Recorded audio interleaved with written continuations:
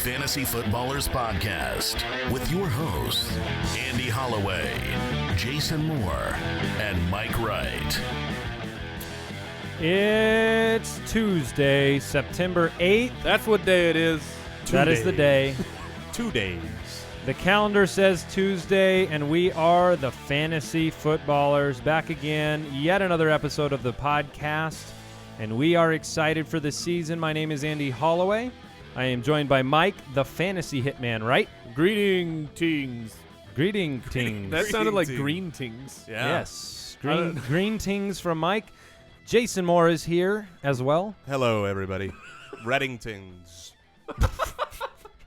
Thank you for being yourself. You're welcome. Welcome to the show. We have a good one for you today. We're going to be bringing some fearless predictions to the airwaves. I hope you didn't have too much coffee because these takes are bold. They are bold. They are strong, caffeinated. I didn't sleep last night on the energy and power of some of these takes. Yes. So we're also going to go through an injury rundown. There are a lot of guys that are kind of questionable for week 1, so we want to poll the experts here and ask them, hey, are they going to play or not? Because you need to know that information. So you can find us on YouTube. You can watch us on the Fantasy Sports Network. You can, we love the Fantasy Sports Network. We're on there 3 times a day. You can follow us on Twitter at the FF Ballers. We're pretty active on Twitter. We try to answer questions and interact with the listeners. You can go to thefantasyfootballers.com and you can get your ultimate draft report. You can submit a question to the show. We'll be answering some mailbag questions today. We try to do that on every show. And I believe we're going to do a mailbag show tomorrow to answer some more questions. Make sure you subscribe on iTunes if you like what we're doing, if you like this show, and if we're helping you out, go subscribe and review the show. I want to talk for a second, just a brief second. I've got a quick question for you. But I want to talk for just a second about this show. If you've been listening to the Fantasy Footballers podcast, we've been putting out episodes all season long, ever since February. Off-season. Yeah, off-season. Off-season, in-season, around the season. It's always football here. So we, if you've been listening, though, we've had some ads in the show lately. Sponsors, great sponsors. And one of the things that we really try to do is these sponsors support the show. They keep the show going. They let us do what we do. We are here, and it is an independent podcast, and it is us 3, and we are trying to put out the best fantasy football content that combines stats and smarts and video and analysis. We try to get really good guests for you, and we try to help you win your league. That is the goal. That is why we do this. We thought there needed to be a show that had very good audio quality and very good content and brings you what was lacking in this space. So if you hear sponsors from the show, those are sponsors that we've looked at and we've said, hey, we believe in these sponsors and we've vetted them and we suggest them to you and they support the show. And so we appreciate our sponsors, and we know that's a little different than what it was like before, but that's really what keeps the show going. And so if you hear from some sponsors, we appreciate it when you check them out. Yeah, and we turn down a lot of sponsors because we don't let everybody on.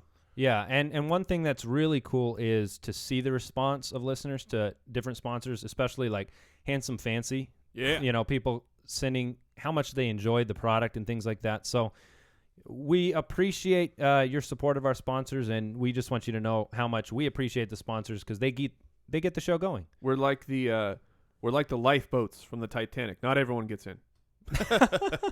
That's sad. Yeah, really. Yeah, I went a little dark with that one. People died there, Mike. Yeah. That was a long time ago. We've moved on. They're still dead. Yeah, too soon. All right, so let's get into it. The quick question of the day is a simple yet complex one. Sam Bradford, how many games will he play in this season? There are 16 regular season games, and he will play in 12. Really? Yeah. So you're just taking kind of an arbitrary, probably injured for a few games perspective? Yes. What else could I do other than an arbitrary answer to this? I don't have an actual crystal ball. Here's where I'm coming from. That's a fair point. Where I'm coming from is the fact that he has, I think his rookie year and one other year he played 16, and every other year he's been injured. And so you just have to, I'm splitting the difference here. I'm giving him the majority of the year. I think he's going to be incredible when he's in, but I expect that he'll miss a couple, right? I mean, that's why the question's in here. Yeah, it is. I'm all in. All in on Bradford, baby, all year. 16. All 16. Andy, tiebreaker. We're going to find out right now, is Sam Bradford going to play the entire season? We get to find that out early. Well, here's a question. Do we know where his ACLs repaired from cadaver ACLs? I have no information on the matter. Titanic? No, not the Titanic cadaver. Real quick question for Jason before I answer. Okay. Was the 4 games he's missing, are those in the middle of the season, or are you talking season-ending injury? Season-ending injury. By he's going to week play 12. and at 13. We said fearless predictions. I'm going to say he's going to play all 16 games. Oh, the Fantasy Reaper has cursed him. We just found out that Sam Bradford is out for the year. No! Breaking news. That sucks, especially for our fearless prediction section later, where he will be involved in my predictions. So Sam Bradford is certainly a hot topic. He's an exciting name, and compared to some of the kind of middling quarterbacks, he's the one I want to own in a lot of leagues. So, yeah, pretty excited about that. Pretty excited about FanDuel as well, because week 1 is almost here. Guys, we need to talk about daily fantasy sports. FanDuel is the leader. Week 1 is here. The salaries are ready. You can get your team going. Let me tell you something. FanDuel pays out more winners than any other site. They pay out over $75 million a week. A lot of cash. That's a lot of cash. It's a salary cap format, and that means you get to pick any players you want. This isn't a draft. You say, I want Sam Bradford, I want Adrian Peterson, boom, they're on your team. Your entry fees start as little as $1, so anyone can play. And little fuel to the FanDuel fire. I suggested the Jaguars as a possible cheap defensive selection. They're like $4,000 in FanDuel. Yesterday it came out that Carolina is not starting Devin Funchess. Like, it's Ted Ginn Jr. and Corey Brown. So this better be the Jonathan Stewart show, or you're going to get some defensive production from Jacksonville. That is my fearless prediction for the FanDuel section. But, yeah, we love FanDuel. Yeah, so just go to FanDuel.com, click on the microphone in the upper right-hand corner, and use our promo code BALLERS, which rhymes with dollars, because every dollar you deposit, FanDuel will match it up to $200 that gets earned out as you play. So don't forget, go to FanDuel, FanDuel.com, and use our promo code BALLERS. Ballers. All right, let's get into the news. News and notes from around the league. And we will transition this news section into the injury rundown as well. But a couple bits of news. The one big one is TJ Yeldon has been officially listed as the starter for week 1. This is good for Yeldon owners that were concerned Denard Robinson might start the season top of the depth chart. Yeldon is an interesting fantasy commodity. Very interesting. Because he is young, and he is very talented, and he can catch the ball. In fact, in preseason, the limited work that we saw from him, the best work I saw was in the passing game. So he doesn't have a very good week 1 matchup, but he is the starter. And so what are your thoughts on Yeldon and this announcement? And is there anything to grab onto for what you expect from him? Well, I expected him to be the starter week 1, so I don't feel like this is news. As far as my outlook on Yeldon, it's essentially that he is a somewhat talented back. I don't think we're talking about, a Todd Gurley here, and he's in a middling offense. So I think his ceiling is very, very capped. He's not going to be all that great. You say that, you liked what he saw more in the passing game this preseason, and I agree, but it wasn't because he did anything special in the passing game. It's because he was atrocious in the run game. So, come on now. Well, I'm just saying. I didn't think. Yeah, I thought he looked okay. My eyeballs. That's just my take. But I think he's going to be, he's going to get the volume. He's definitely going to get the opportunity to start. The problem, I think, is going to be a talent and team position. So I see him as, an RB3. Another depth chart note, Rashad Jennings was listed as the starting running back in New York atop the depth chart. We also had Matt Castle signing with the Bills. He's back. He's back. And so anything to say about those at all? I mean, It was a salary move. He is now, I imagine, very, very cheap for the Bills to have on there. And that puts a little bit of fire on that E.J. Manuel resurgence hype that people were hoping for. yeah, I wasn't hoping for that. Some people were. Why couldn't EJ's Fred Jackson family? have re-signed? Well, they had to save money for Matt Castle. Yeah. Adam Schefter has reported that Arian Foster could return in 4 weeks, but that he could be sidelined 6 or more. So Schefter is taking the entire gamut of possibilities for this news break. Here's the deal. Arian Foster could play week 1. He could play week 16. Breaking Bold. news. Breaking news. So this was kind of the first negative-ish report that we've had about Foster since the kind of the weeks were shrinking in his injury. So just keep that in mind. The truth is we don't know. I think that's what that report tells us is he could be back in early October. He could miss a couple extra weeks. We don't really know. I think we do know this. When he's back, he will be back. That is the approach they've taken with him returning from injury, and they rely on him a lot. And so when he's back, he will be valuable to your team. So hopefully he will be back sooner than later, at least for all of the teams in which I own him. All right, so let's go through the injury rundown. This is a will they, won't they play this week. Give me your thoughts on them. The first one on the list, Trey Mason. Game time decision is what's being said on Trey Mason. I am going to lean that he is not going to play. I would agree. Devontae Freeman. They said hamstring at 90% is what he said today. Will he play? I believe he will play. I think he will play as well. All right. Everyone wants to know this question. I'm sure you guys have insight that nobody else has. Alshon Jeffrey, yes or no? Yes. However, if it's a no, I am not going to be surprised if the injury is more severe than is being led on, just like they did with Kevin White, and it's going to be reported, he might be out 4 weeks. All right. Or something like that. Trepidatious yes from Jason. Mike? I heard a Bears beat reporter on the radio yesterday, and it is hilarious what is going on in Chicago. Of the coaching staff will not tell them anything. The coaching staff won't even tell them who is starting on the offensive line because that is a huge advantage, huge strategery going on from the Chicago Bears of buffoonery. He's being sneaky like a fox over Ah. there. Johnny boy. Yes or no, Mike? Yes or no? Yes, but very limited. Mike Evans. Yes. Yes. LaShawn McCoy, who I will add, participated in individual drills on Tuesday. Will LaShawn McCoy play? Individual. Yes. Yes. Joik Bell. Yes. CJ Spiller. Yes. Yeah, no. Duke Johnson. no. No. T.Y. Hilton. Yes. Yes. Roddy White. Yes. Sure. Confident. Michael Floyd. No. Oh, I'm sorry. Did you say no? I said no. Okay. Devontae Parker. Yes. Yes. Well, that's exciting. I'm excited to see what he has. Yeah. Victor Cruz. No. No way. Zach Ertz. No.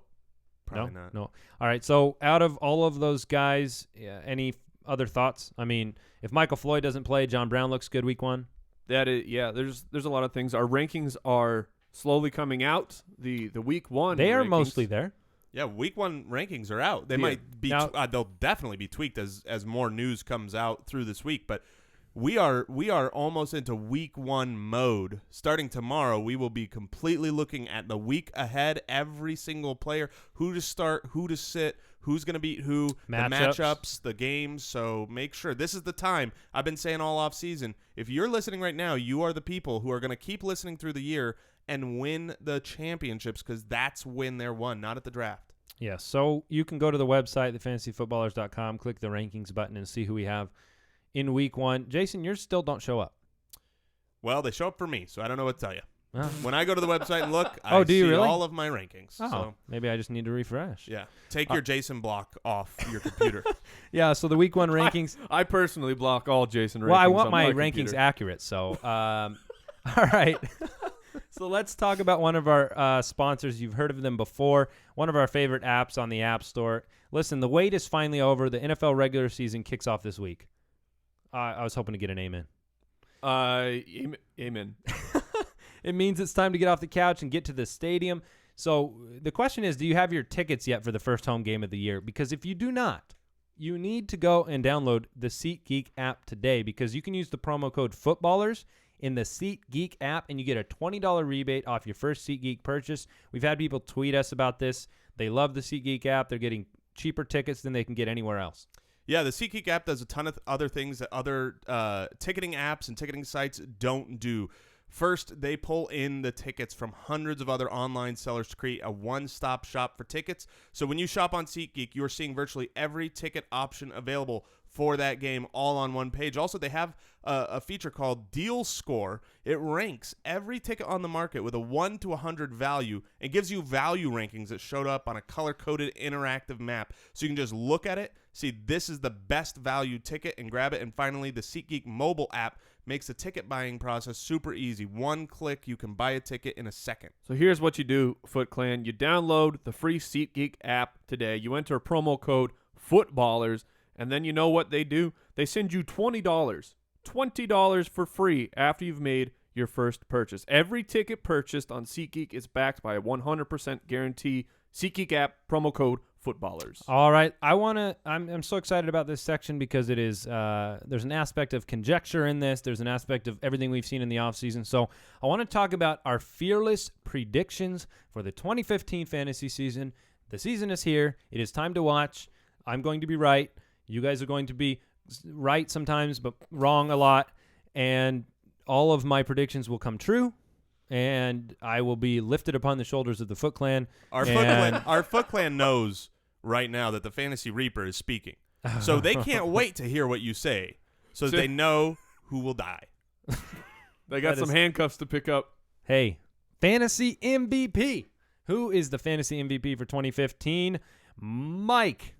Let's hear that fearless prediction. I'm going with Jordan Matthews. Why am I taking Jordan Matthews? Because great question. He's a guy in the third round who I believe can finish as a top 5 wide receiver. If everything goes right for him, he will be an absolute monster. The Eagles' offense is about as high-powered as they come in the NFL right now. Jeremy Maclin is gone. Chip Kelly has given us 2 high-level wide receiver ones in his 2 years. I think the guy is now Jordan Matthews, and the time is right. All right, Jason, who is your fantasy MVP from left field, from way deep down the list? Oh, it's going to be crazy. Shock everybody. It's you might not have heard of him. His name is Eddie Lacy. Eddie Lacy at the top. Look, I still need to put my name to this, and I actually do believe that he will be fine. You're supposed this to pick your year's fantasy MVP because there's very few question marks on him for me. With the loss of Jordy Nelson, I think he's going to be used more in the red zone. I thought you were going to say 9 routes. Like they're going to send him out on more. I would love to watch that. No, Eddie Lacy to me is a surefire pick, and if you're picking in the first round, you don't want to bust.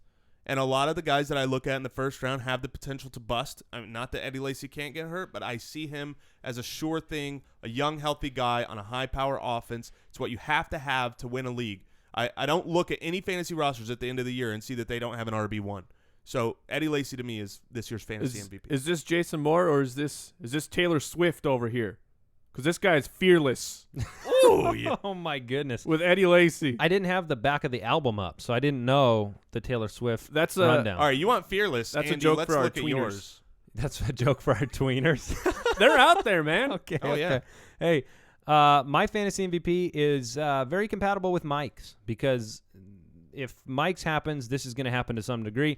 It is Sam Bradford. And so when I said he'd play 16 games, certainly I believed that's necessary for an MVP type of season fantasy-wise.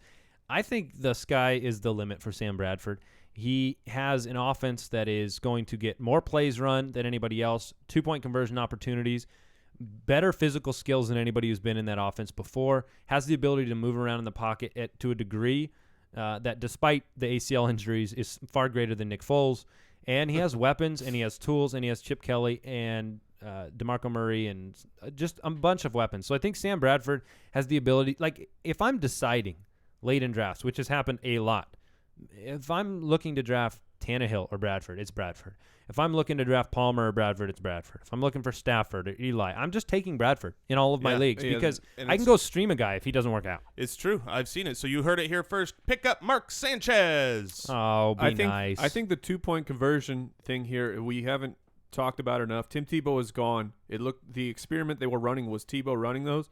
I still think they run them with Chip Kelly, and Sam Bradford can get you an extra 4 points a week if they go for multiples, which is huge. Yes, That's not small. All right, the surprise player of the season is Jason. I'm going to go we got a lot of Eagles offense here today, and I'm going to stick with it with Ryan Matthews as the surprise player of the season. Not only is he going to surprise as far as being super duper valuable, I've got him later on today as well, but when DeMarco Murray is playing, Ryan Matthews is going to be valuable. I think Ryan Matthews can be a flex option week in, week out, and you're getting him, in the 7th round. So I think that he's going to surprise a lot of people out there. Real quick, because he's a good pick for a surprise player. Every week, you'd start Matthews over Sproles? Absolutely. 100%. Okay. All right. Mike, who is your surprise player of the season? I'm going a little bit deeper, and I'm going with my man up in New York. I'm going with Eric Decker. I think the Jets' offense is massively improved, especially when you toss Brandon Marshall into the mix. We've seen Eric Decker be extremely productive when he is the number 2 wide receiver. Sure, that was Peyton Manning throwing him the ball, but Ryan Fitzpatrick we've talked about him before, is a perfect quarterback for fantasy because he will sling the ball. He is a gunslinger. And a bearded gunslinger. He will take the chances, and Eric Decker, I think, is going to be the benefactor of some heavy double coverage on Brandon Marshall. All right, my surprise player of the season is Frank Gore, and he is a surprise player to me because I think he has top 5 potential despite his age and despite the fact he will not be extremely flashy. Last year, the Colts had 337 rushes from running backs for 1,300 yards and 13 touchdowns. Obviously, not every carry in the backfield is going to go to Frank Gore, but last year you saw a 3.8 average across all of them. In fact, we knew Bradshaw was kind of the most efficient there at a 4.3, but he only had like 90 carries for the team last year. So T-Rich had a ton of carries. You had Boom Herron. You had even Tipton got carries. And Gore has had 10 straight years of 4.1 a carry and above. He is very consistent, and in limited work last year, Bradshaw caught 32 or 38, I think 38 passes in that offense, somewhere in that range, 32 to 38. Gore has caught 50, 60 before in his career. So just from a volume on a good offense perspective, I think Gore could kind of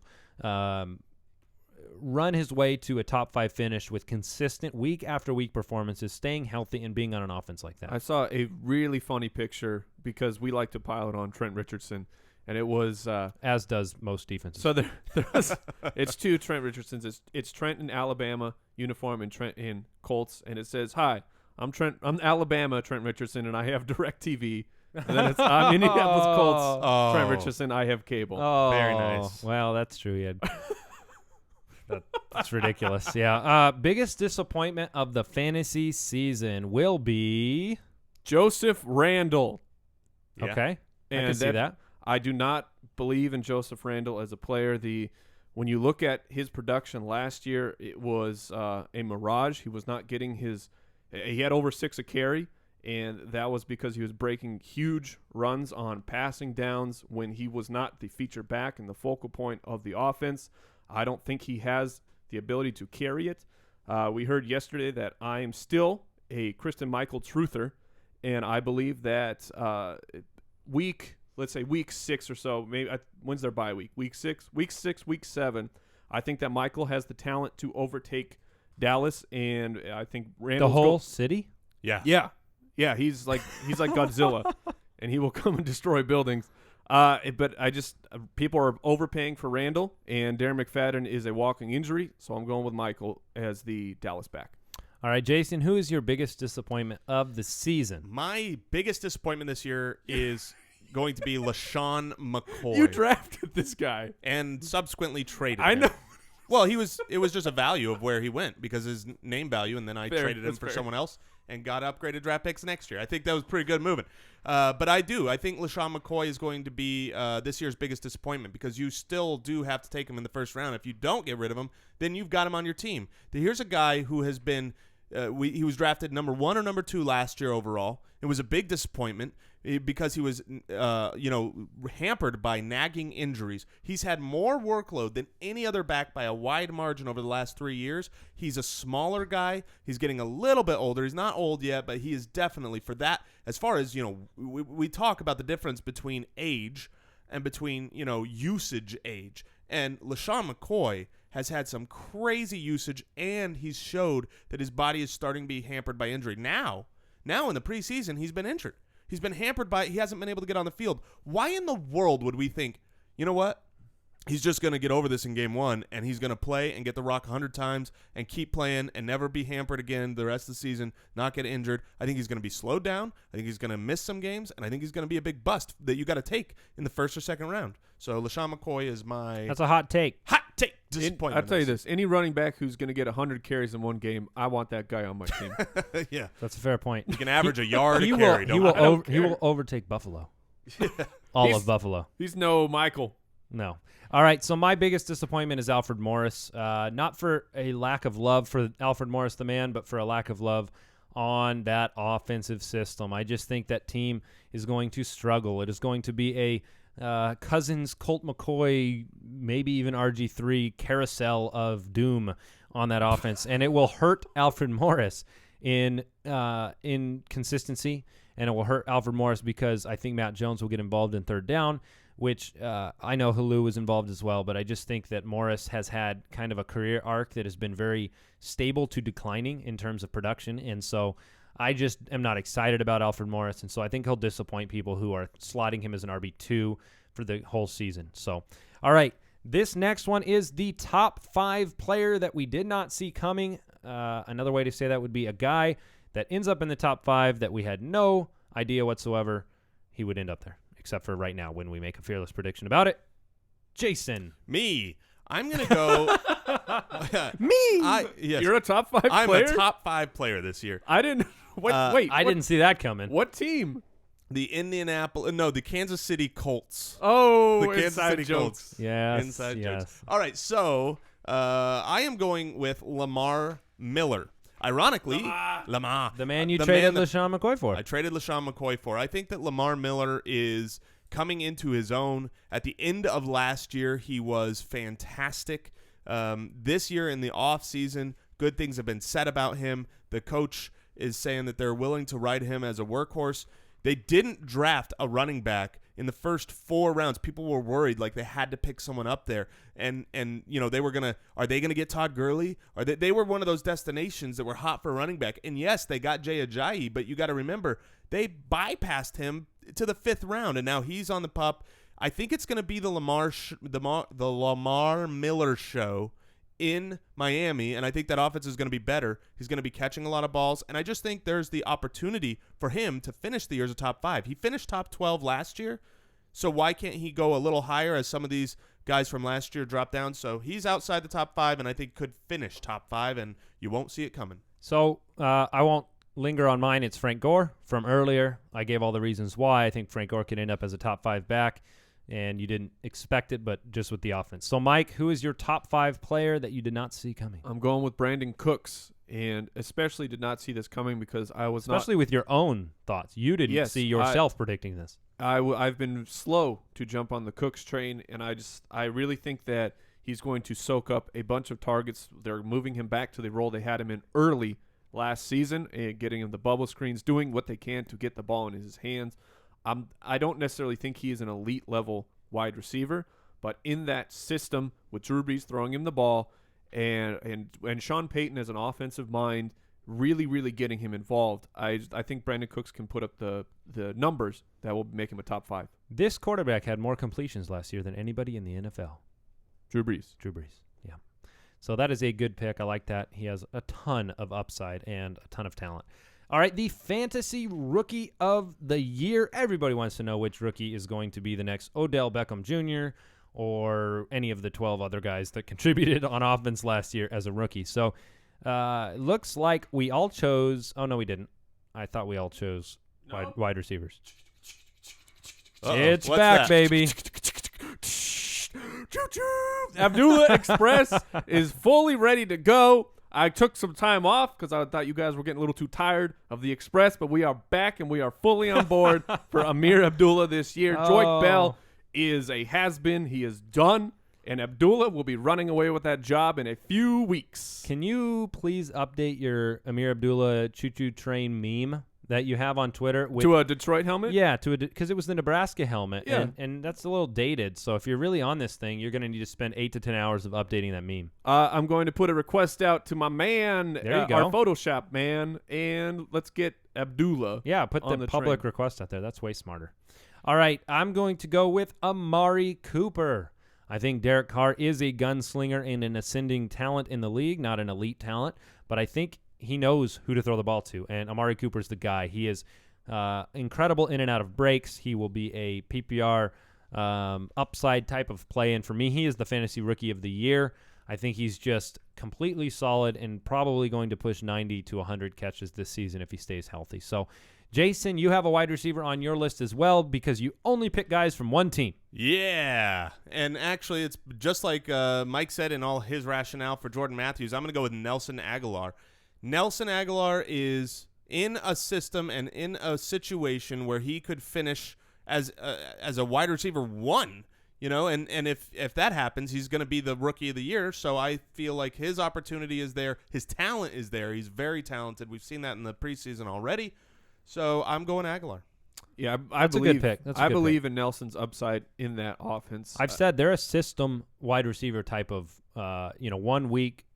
They don't necessarily pick a guy and say, I'm going to target Jordan Matthews. They pick a play and a play set and a plan. So Aguilar could make huge impacts. And not only has Chip Kelly given us spectacular wide receiver 1 talent, he's given us a 2 as well. Guys, remember this? Riley Cooper Huge. was fantasy relevant for a year, and last year it was Jordan Matthews. I believe he finished as a 2.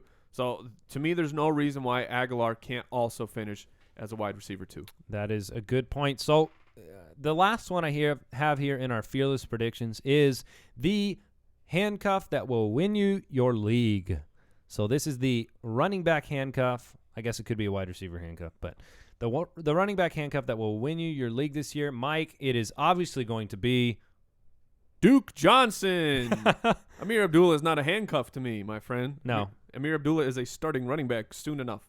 But I'm going with Duke Johnson. We forget that last year when Alex Mack, the secret life of Alex Mack, was running the center position in Cleveland, Ben Tate was a spectacular fantasy option. Andy is grimacing. I'm grimacing because I got watered Andy last year because Mac went out. Andy went all in on Ben Tate, and there was no reason not to. If you watch the production that was happening, Ben Tate, Crowell, Terrence West, all 3 had huge games last year because of the offensive line.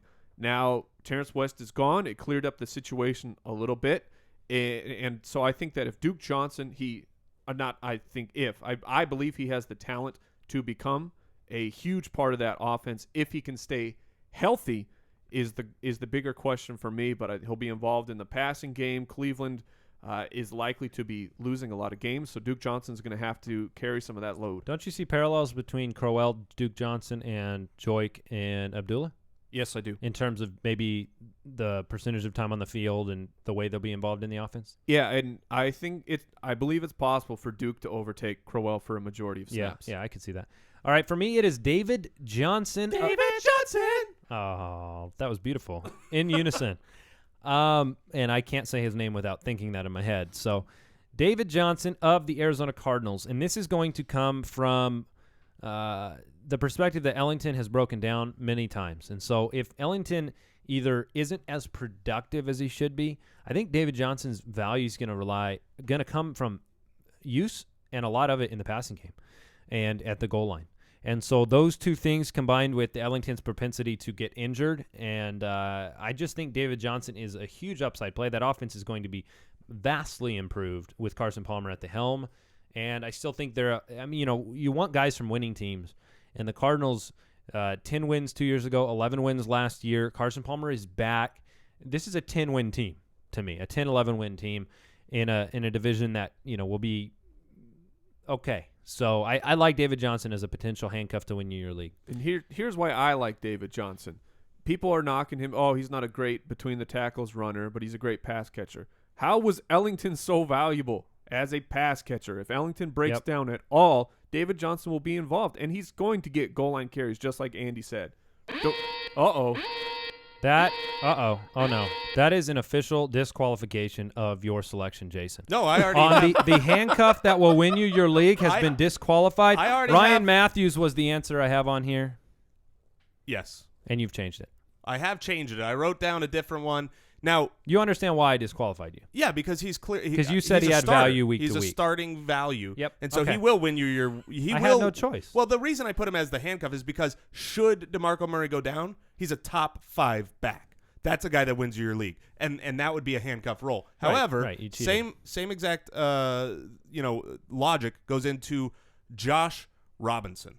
Josh Robinson, your guy, Frank Take Gore. that, Frank Gore. Yeah, your guy, Frank Gore, for all of the reasons of his ability and the offense. And he smells. The fact that Boom Herron did well there and yet was cut.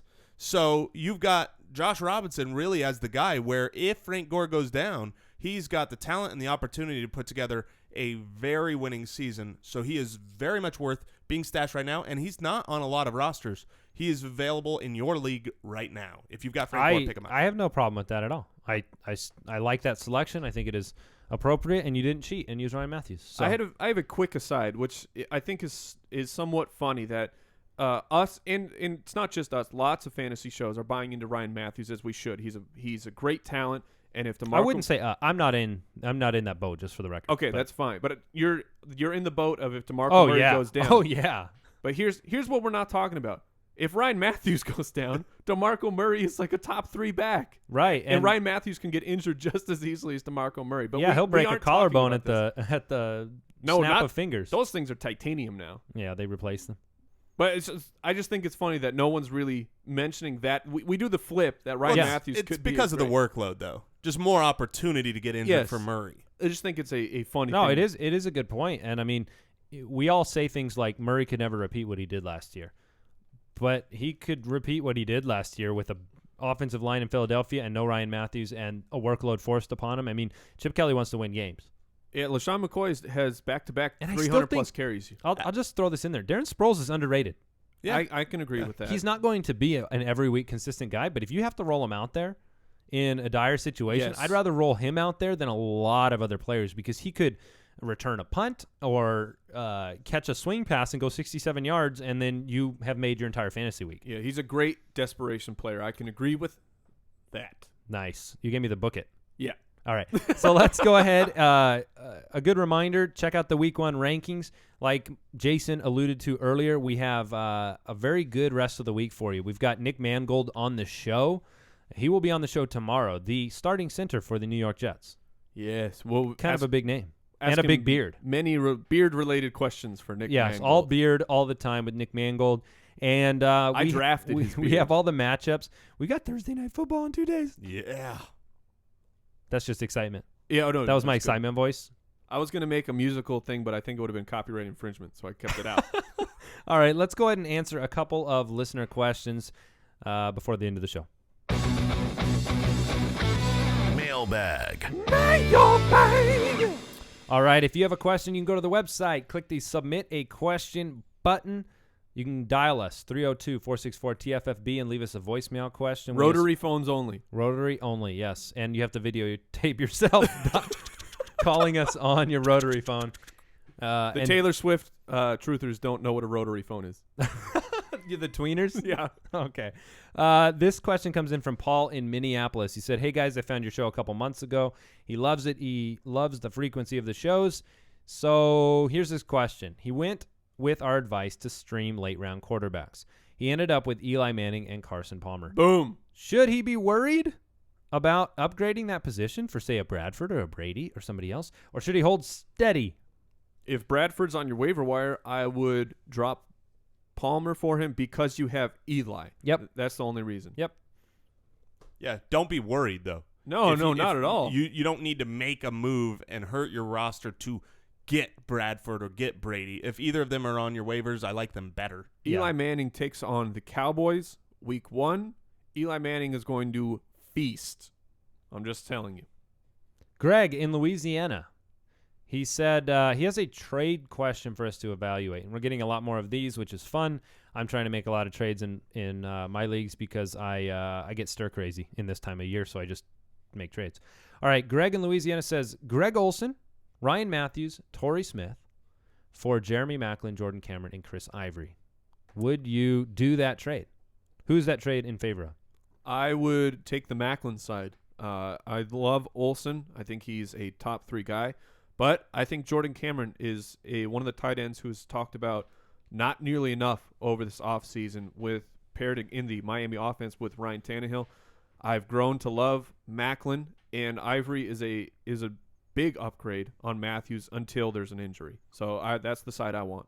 I agree with that. Jason, do you agree with that? And it's really tough. If you need a starting running back week 1, then I would take that. But I see Torrey Smith and Jeremy Maclin near the same. I definitely like Chris Ivory.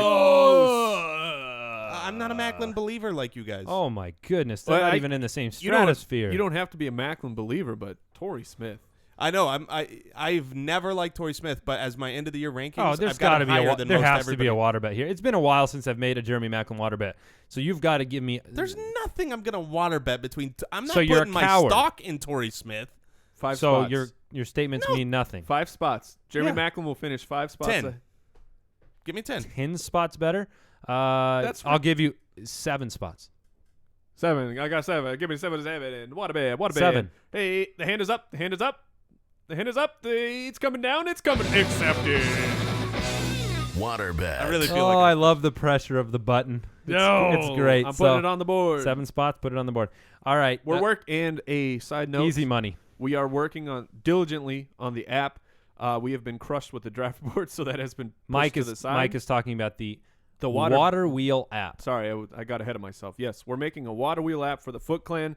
You're going to be able to execute your own water bets Your with own your friends judgment. and embarrass them with soggy bottoms. It is really fun. The loser of our big dynasty league gets a water from every single person before the draft and has to draft wet. And it is a delight. And this year he added a co-owner, and so they both had to get watered before the draft, and they both got very wet, and it was comical, and we had a good time. And we used the beta version of our app to do that. So they spun the wheel, and they got watered in a bunch of fun ways. And so we're going to make that available to everybody. It's a free app. You'll be able to download it and execute water judgments upon your friends. So that is it for today's show. Like I said, Nick Mangold on the show tomorrow. We're going to do some more mailbag and answer listener questions because they're coming in hot and heavy. And I want to remind everybody to check out SleeperBot. We mentioned them yesterday. A bunch of people, though, downloaded it and loved it. And they break news faster than anybody else, and that's really important in fantasy football. So check out the SleeperBot app on iOS and Android. Any parting words, gentlemen? No, I really agree with that news thing. If you have an open free agency, I've grabbed so many players. Yeah, because just of from quick hearing news. it first. Yes. Yeah. So, all right, tune in tomorrow. Bye.